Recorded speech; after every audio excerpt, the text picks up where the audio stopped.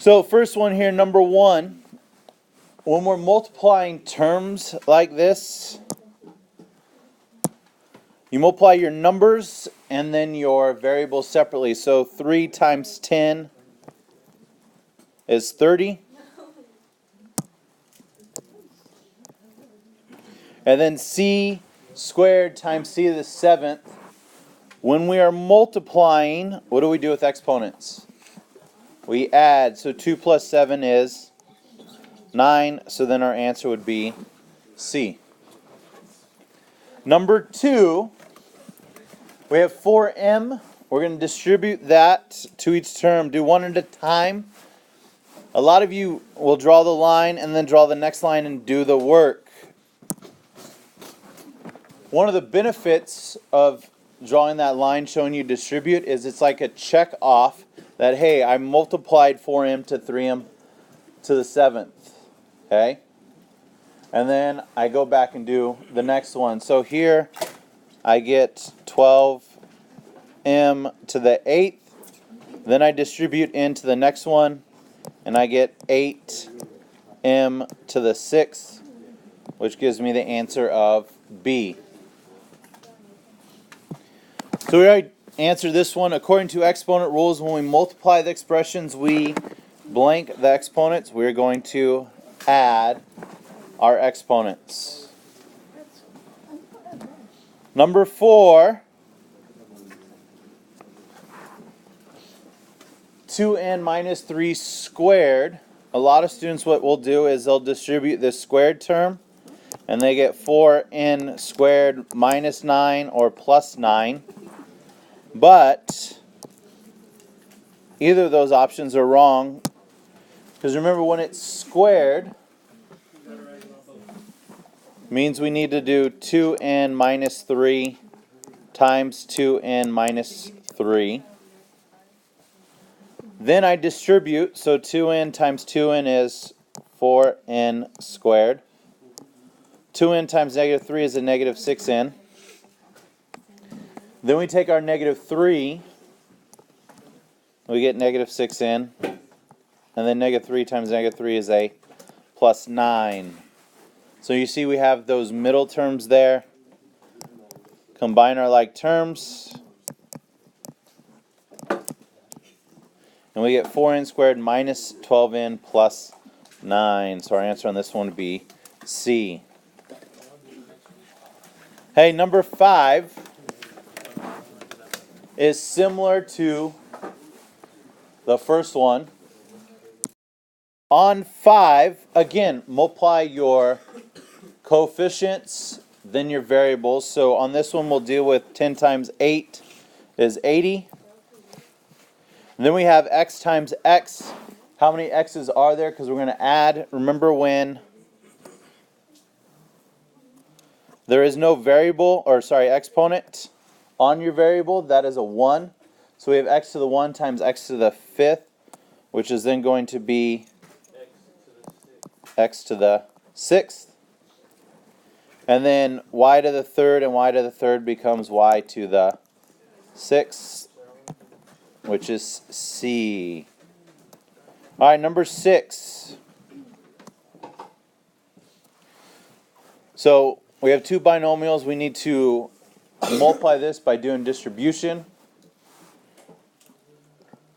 4x times 2x is 8x squared.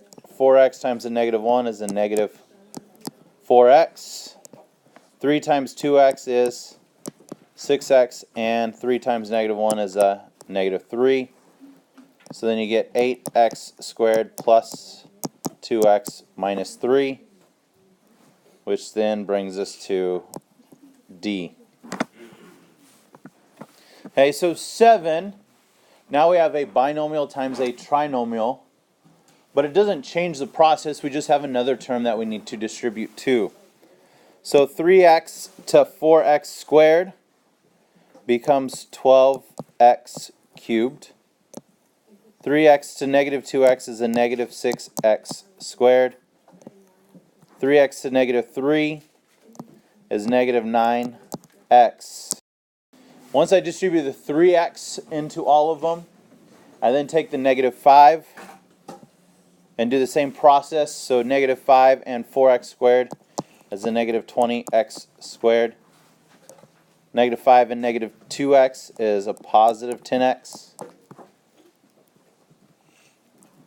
And then negative 5 and negative 3 is a positive 15. Now from here we combine our like terms. That's my only cubed, so I get 12x cubed from there. And then just like drawing the lines out, I like to underline and then cross out as I go so then I know which ones I'm focusing on and which ones I've used. So that way I know I've used them all and I can focus on which ones are actually my like terms. So then I go with my next one, that is an x squared. So I look for another x squared, which I have right there. So negative 6 minus 20 is a negative 26x squared. Notice when I combine those like terms, did my exponent change at all? No, when you're combining like terms, exponents don't change. All that changes is your coefficients. So I use those. I have an x here and an x there. So negative 9x plus 10x is x. And then my only constant is 15 there. So then that brings us to D as our solution. Alright. 8. So same deal again, another distribute all your terms in. So b times b squared is b cubed.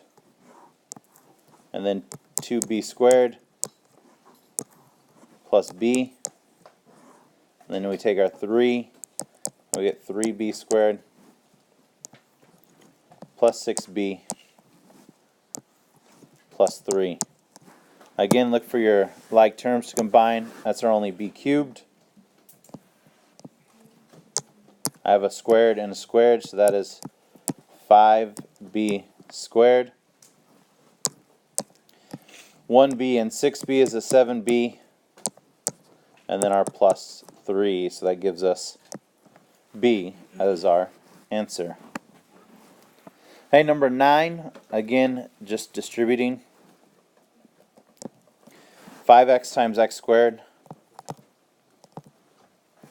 is 5x cubed minus 15x squared plus 30x. Then we go 2, distribute it in, and we get 2x squared minus 6x plus 12.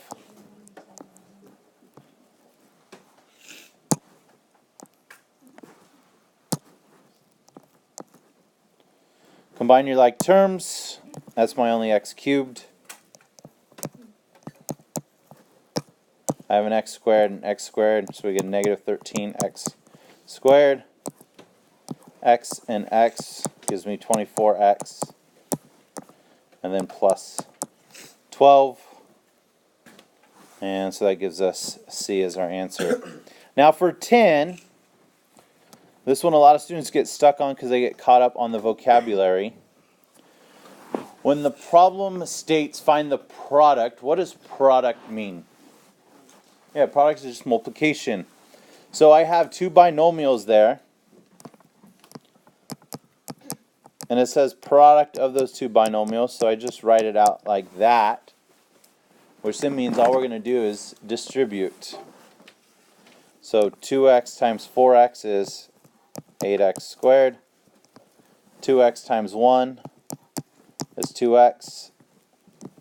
Negative 3 times 4x is a negative 12x. And negative 3 times 1 is a negative 3. Combine your like terms. And we get 8x squared minus 10x minus 3, which then is A. And then number 11, again, we have a binomial squared, so do not forget to write it out. So it's negative x plus 2 times negative x plus 2, so that you can distribute. Negative x times negative x is a positive x squared. Negative x times 2 is a negative 2x, then negative 2x, and then a positive 4.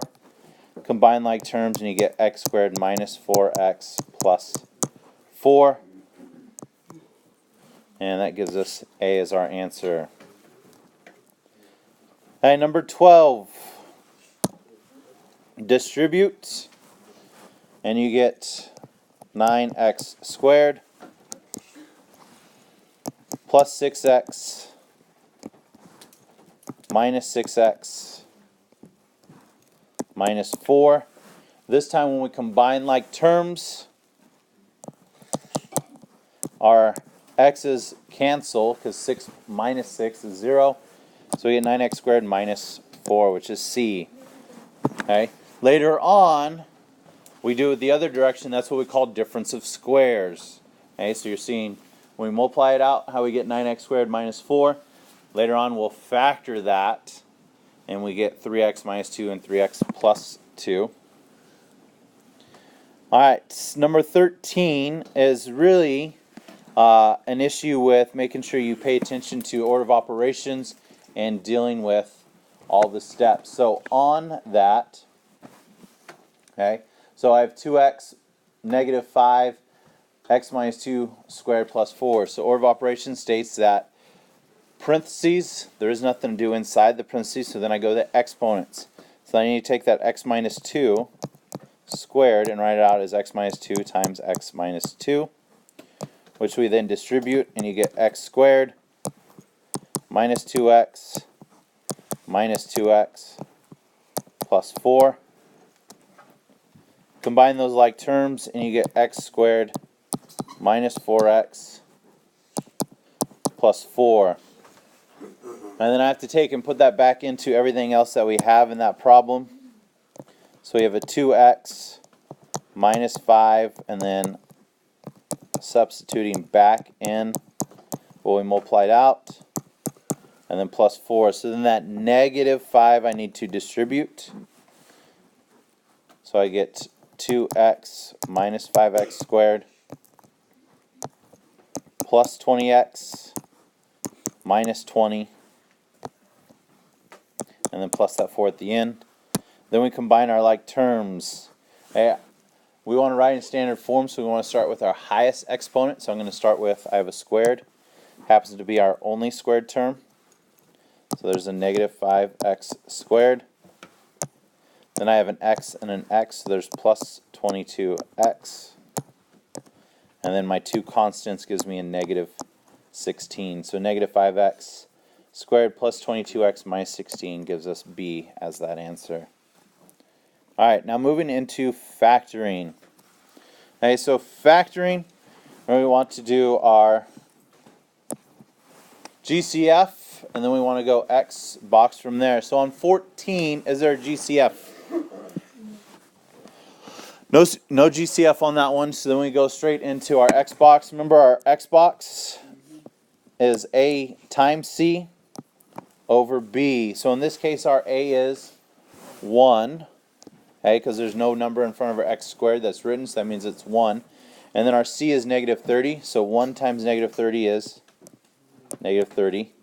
And then our B is in front of our x term, which is a positive 7. So when we look for what multiplies to negative 30 and adds to positive 7.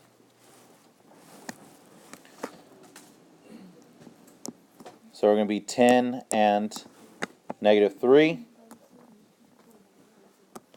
Then we do our box, and we get x squared there, and negative 30 here, then 10x and negative 3x. Hey, remember our first term goes in the top left, our last term goes in the bottom right, and then the two terms we found, 10 and negative 3, go in the leftovers. Then we look for our GCF. So what does 10x and negative 30 have as a GCF? Be 10. And negative 3x is going to be x. Then we go vertical. X squared and 10x is x, and negative 3x and negative 30 is going to be a negative 3. Okay. Now, They both have a negative in common there, which is a good reminder to pull it out. But when you have a negative here on your outer box, you need to pull that negative with it. We may see one of those later that you need to deal with. You had one of those on the quiz, and a lot of us got that wrong. We got the correct numbers. I think it was like 2x plus 1 times 2x plus 5 is what a lot of us got. It should have been 2x minus 1 and 2x minus 5. Okay? When you have this negative on the outside here, hey, you need to pull that negative with it. Because the other thing, the way to check is you go x times x is x squared. Let's say we made this positive. 3 times x is a positive 3x, not negative. So then, hey, I need to put that negative in there. All right, let's look at 15. Now 15, is there a GCF? Yes. P. Remember, GCF can be either coefficients, so numbers, and or variables. In this one, there is no number. So someone said 1, so yes, 1 is technically GCF, but 1 isn't all that interesting because we'd write 1 times that, which we would never write necessarily 1 times that because it's automatically there. So there is a P in common. So I factor out that P. So when I take a P away from P squared, that leaves me with P. Take a P away from negative 14P, that leaves me with negative 14. Which then would give us D as the answer. Now, on your quiz, a lot of you got this on a similar type problem, but then you wrote that as your answer. Prime is only true if you can't factor anything.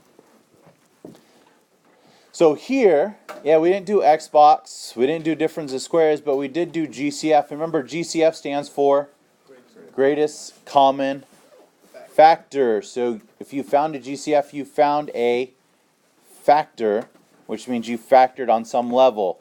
Prime would mean I did not change that expression at all. Since I factored out a P, I changed my expression, which means it was factorable. X squared. All right, 16. So that brings us to 16, which is a good transition. What do you call a polynomial that cannot be factored? That is prime. 17. What is the GCF of the trinomial? Now, you may have one like this that is not multiple choice. If they ask for the GCF, all you have to do is give just the GCF. You don't have to do any of the other work. So on this one, deal with your numbers first. Is there a number that is in common between 3, 9, and 120? 3.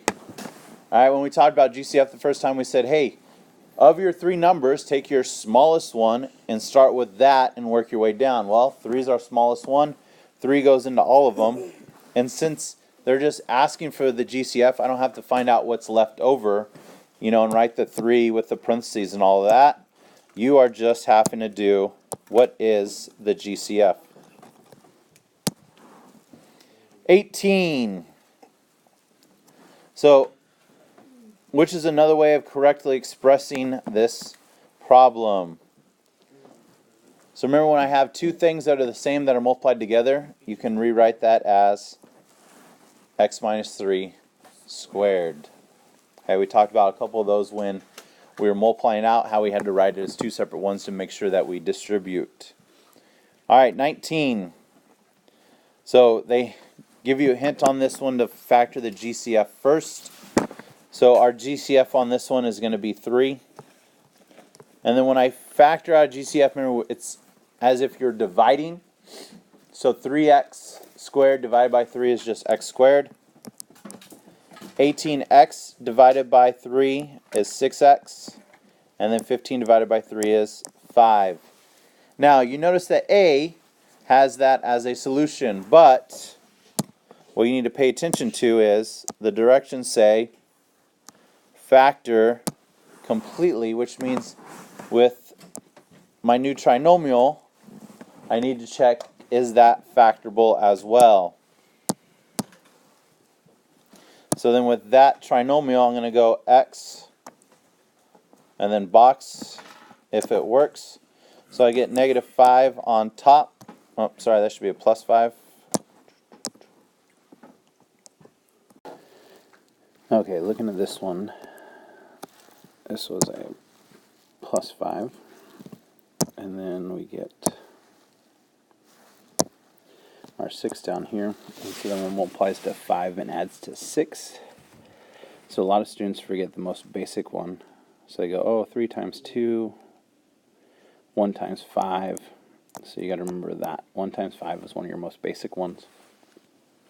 And so from that, we're going to box it.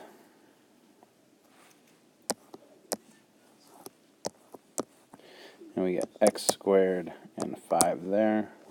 We get 1x there and 5x there. Then we do our GCF, and that's 1. That becomes x. That becomes x. And that becomes 5. So then we get x plus 1 and x plus 5, which a lot of students make the mistake and stop right there, and they would answer B. That is not our correct answer, because one of the things that we forgot, so we go back and look at the original problem, as we have this GCF of 3, which we need to incorporate in our answer, giving us the final answer of 3 times x plus 1, x plus 5, which gives us the answer of C. Alright, looking at 20, as we do this problem here, we want to first identify as their GCF. So in this, the variables aren't in common, but we do have a 3 that goes into both, so we're going to factor out that 3, and we get x squared minus 25. Then we're going to do our difference of squares. We do have our subtraction, so then we answer the question, what squares to give us x squared, and that is x. And what squares to give us 25, that is 5. Write those both same terms down, make one positive, one negative, and then don't forget your GCF of 3. So we get A for that one. Alright, 21. So same deal, 2 terms, we have a subtraction. This time, same deal of what squares to give us 25x squared, and what squares to give us 81. So for the first one, that is 5x. And for the second one, that is 9. So then we get 5x and 9. And 5x and 9. Make one positive, one negative, and that gives us B. And last one here, we look for a GCF. There is no GCF between 3, 4, and 7. So then we have to x box. So 3 times 7 is a negative 21, and then we get negative 4 there. What multiplies a negative 21 adds to negative 4 is a negative 7 and 3. Then we draw our box. My first term, which is 3v squared, goes on the top left. And then our last term, which is negative 7. Now a lot of students made the mistake and was putting this negative 21 there. It is going back to the original expression, which is negative 7. And then I have 7v and 3v. Now we look for our GCF. We get a negative 7 there. We have that negative, so we pull that out, but this one's negative as well, which reminds us to pull that negative out. And then go this way. We have 3v in common there. Here, they just have a v in common, and then this one here, just a 1. This is positive here, so that stays as a positive 1. And then so our answer is 3v minus 7 and v plus 1, which gives us A.